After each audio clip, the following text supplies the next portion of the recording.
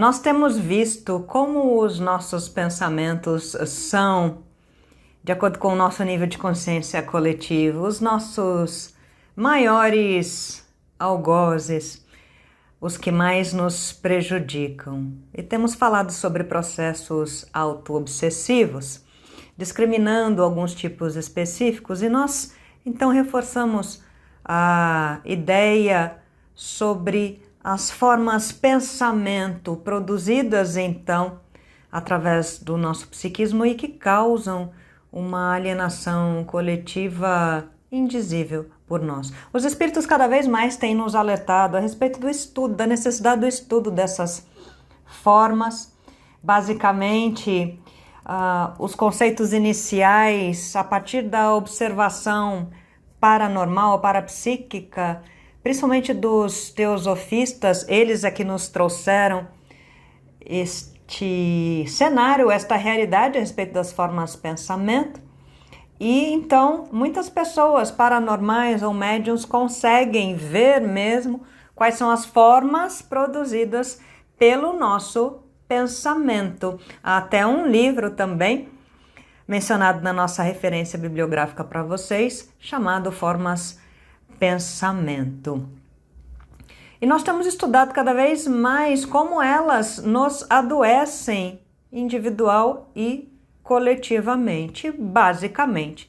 Então, todo o nosso pensamento produzido, emanado, cria uma forma aqui, saindo de nós, na nossa realidade etérica e astral.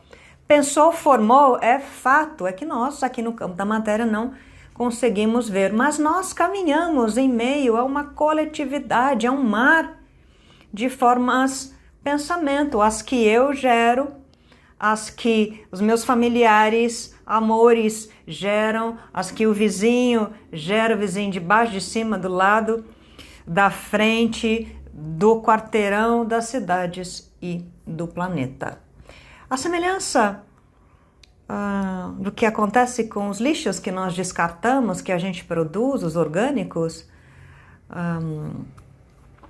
aqueles que podem ser reciclados ou não, nós vamos jogando aqui no nosso mar de interação as nossas formas deletérias, imundas, tóxicas, formas pensamento que nos prejudicam. Então as formas pensamento, já sabemos, são criações mentais que são modeladas na matéria fluídica, ou seja, na matéria astral, sendo boas ou ruins. Se nós entendermos quem somos, ainda em processo longo de evolução consciencial espiritual, nós jogamos então muita carga psíquica na realidade astral e impregnamos aqui no nosso cenário com as nossas criações mentais de medo, de pavor, de pânico, de maldade, de orgulho, de ego, de vaidade. E essas formas, elas possuem cor específica, cheiro, temperatura. Então as pessoas mais sensíveis vão sentir cheiro de forma pensamento.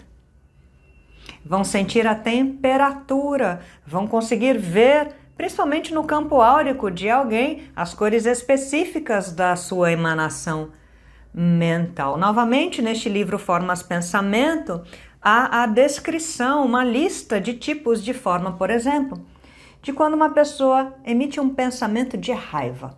Qual é a cor? Geralmente, pensamentos negativos têm cores escuras, mais pesadas, densas, não tão translúcidas, obviamente. Aí, variando entre o preto, o roxo, o marrom, o vermelho, o laranja escuro, enfim. Formas pensamento mais elevadas, advindas de amor, senso de fraternidade, humanidade, bem-querer, paciência, de virtudes mil, vão certamente ser caracterizadas por cores leves, suaves, variando do rosa, do lilás, do violeta claro, o branco, o amarelinho, o verde, o azul e por aí vai, com formas mais harmônicas, menos quadradas, retas, enfim. E nós criamos também, com as nossas formas de pensamento, verdadeiros cenários astrais. Para aqueles que não conhecem ou ainda não tiveram oportunidade de estudar, há várias literaturas que vão nos relatar a respeito de cidades construídas na dimensão astral através da força da forma pensamento das pessoas que ali habitam, ou de seres que formaram, seres inteligentíssimos, com um domínio mental de poder de criação, que formaram cenários específicos e para os quais muitos de nós vamos em desdobramento noturno, em desdobramento astral, principalmente durante o sono. Há formas de pensamento que são seres artificiais, fake, formas de seres humanos, de seres robotizados que vão ganhar vida, não consciência, mas vida porque são alimentados pela energia psíquica destes seres trevosos, que também, somado ao seu potencial psíquico, a sua capacidade psíquica, obviamente negativa, de produzir formas, eles vão sorvendo dessas correntes mentais que nós emanamos, das nossas formas mentais uníssonas de mesmo teor, vão abastecendo então os seus cenários, as suas cidades na dimensão astral. E nós já sabemos que a dimensão astral é muito, para não dizer completamente, moldável, plasmável. Então olha onde vai o entendimento das nossas formas mentais e que vão atrair por, novamente, semelhança vibratória, ressonância vibratória, as tais chamadas larvas astrais, os bichos de lá, nós temos aqui do campo da matéria, não é? Bactérias, vírus, tantos e tantos agentes patogênicos, e aí nós vamos imantando, trazendo para perto do nosso campo áurico, do nosso corpo físico e energético, estes seres que vão nos adoecer mais e mais ainda. Então, esta é uma realidade que precisa ser conhecida e entendida de fato por todos nós. Porque o paciente que estiver no seu consultório pode estar impregnado de formas de pensamento no seu campo áurico que vão causar doenças. E aí nós precisamos fazer todo um trabalho utilizando o magnetismo, que é a ferramenta mais eficaz, para, então, limpeza do corpo físico, do corpo energético do assistido. Ou seja, lavar mesmo, tirar com a mão, arrancar. E quem consegue ver através da paranormalidade, principalmente, vê o magnetizador tirando essas larvas, essas bactérias grudadas, pus, os chamados cascões, não é? Essa poeira tóxica que a gente tem, a maioria de nós tem no entorno da cabeça e que causa, então, olha, enxaquecas, dores, cefaleias, distúrbios psíquicos, prejudicam então o funcionamento dos neurotransmissores. Olha, gente, é ladeira abaixo, formas de pensamento. Pode ser que uma pessoa esteja, inclusive, tal é o poder de toxicidade do coletivo. Então, por exemplo, Ana, eu estou bem aqui falando com vocês, estou equilibrada, fiz as minhas orações, bons pensamentos. Eu vou para a rua. Chegando na rua, eu sinto um baque na minha cabeça, no meu corpo, eu me sinto pesada. As formas de pensamento, que são maiores do que eu, do que um ser só, não é? As formas coletivas, ou seja, emanação mental de todo mundo que está na rua, vibrando no medo, na angústia, na maldade, no preconceito, na insegurança, vão me atingir de cheio. Determinados cenários, nós sabemos, têm formas de pensamento coletivas próprias. Um hospital. Forma de pensamento que reina é a de medo, então é a de sofrimento, a de angústia. Os presídios, a mesma coisa, a de violência, a de pavor, a de pânico. Se nós entramos em uma igreja, é outra forma de pensamento, pelo menos deveria ser, reinando, assim como num centro espírita, assim como um terreiro de Umbanda. Não é? Se eu vou a um teatro, a forma de pensamento da coletividade que lá está. Então, nós quando adentramos nessas realidades que são nossas, o Leonel aqui presente pedindo para falar, né, sobre as festas, as raves, os shows, as orgias, as casas de swing, formas de pensamento que nos engolem, que vão potencializar os nossos desejos e instintos. É muito comum uma pessoa que se considera controlada instintivamente ou com desejos controlados, e de fato é no dia a dia, quando ela passa próximo, por exemplo, a uma casa de swing ou uma casa de orgia, ela vai ficar muito tentada ou fazer coisas numa balada que a gente não faria em sã consciência em outros momentos ou em outras circunstâncias, porque a forma pensamento tem vida própria, não tem consciência, mas tem vida própria e é retroalimentada. Então, nós somos confinados a este círculo vicioso de formas que tem muita energia e elas nos afetam muito mais que a gente imagina. Então, por hipnose coletiva, nós vamos entrando nestes cenários que vão nos adoecendo, desequilibrando as nossas emoções, nos trazendo medo. Nós já temos as nossas formas, pensamentos individuais. Nós precisamos ajudar os nossos assistidos pacientes a olhar para elas. E nós temos as formas, pensamentos coletivas que têm um poder de fogo absurdo. E nós que estudamos sobre processos obsessivos complexos devemos conhecer e dominar. Então são essas monoideias que nós geramos, viciantes que nos adoecem através deste processo, não é? Do externo para o interno. Então é sempre via de mão dupla. Nós internamente jogamos no universo aquilo que somos e as formas coletivas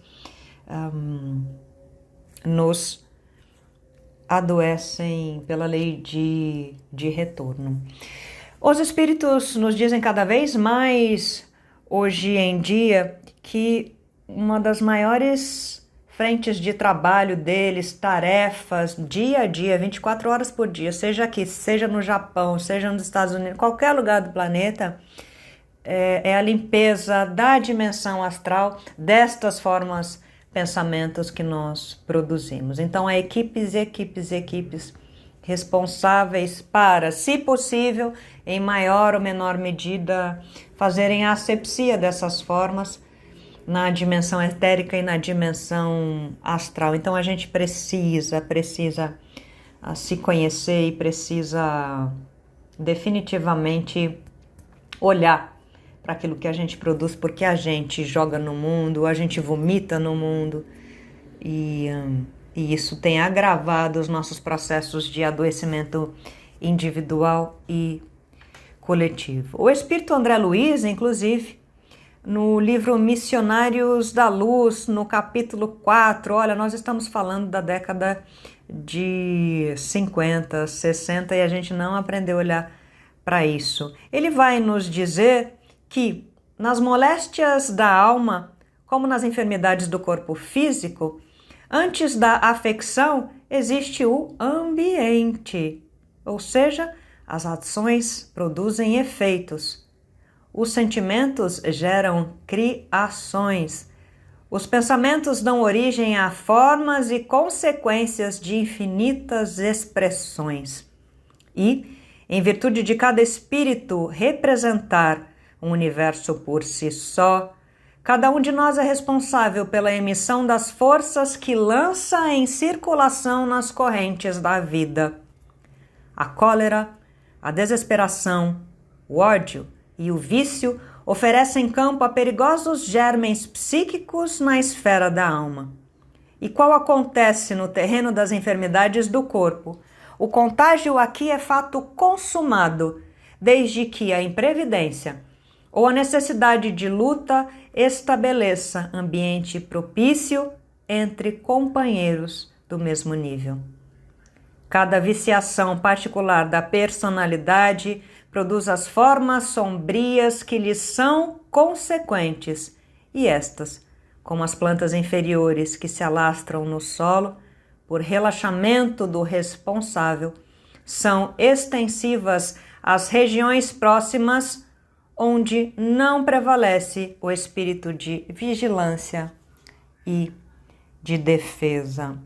Esta brilhante frase, colocação e ensinamento de André Luiz é autoexplicativa e corrobora o que a gente tem esclarecido aqui. Nós precisamos entender quais são as nossas produções mentais que nos adoecem e formam estes cenários à nossa volta. Então, aquilo que a gente tem a título de personalidade, de instinto, de crenças, de jeito de ser, a gente vai jogar no mundo e a gente literalmente vai criar seres invisíveis que vão nos prejudicar através da lei de retorno de energia, não é? Aquilo que eu lanço para o mundo, se positivo, me retorna em dobro como energia positiva. Aquilo que eu lanço para o mundo, se negativo,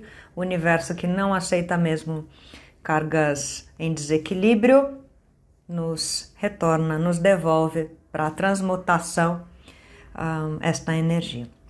Muitas vezes, o que é um fato interessante, o que muitos paranormais ou muitos médiums veem nas assistências espirituais ou na rua, não necessariamente são espíritas ou trabalham com espiritualidade, mas muitas pessoas veem seres que acreditam ser obsessores, que acreditam ser pessoas reais, consciências, mas não são.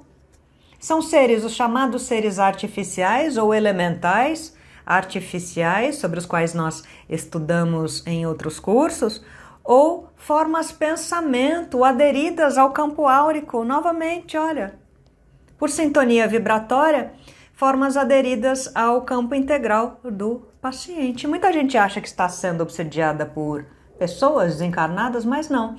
Está sendo sugada, vampirizada por formas pensamento que têm estas características, ou por elementais artificiais. Será que é isso que está acontecendo com os nossos pacientes e assistidos também?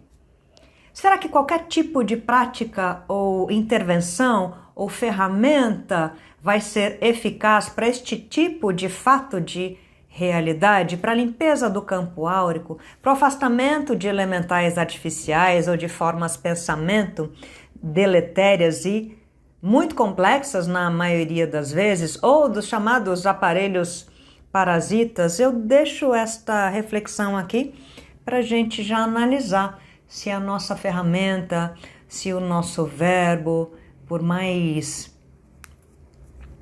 preparados, embasados e eficazes que sejam, se eles serão de fato próprios para determinadas conjecturas que adoecem os nossos pacientes.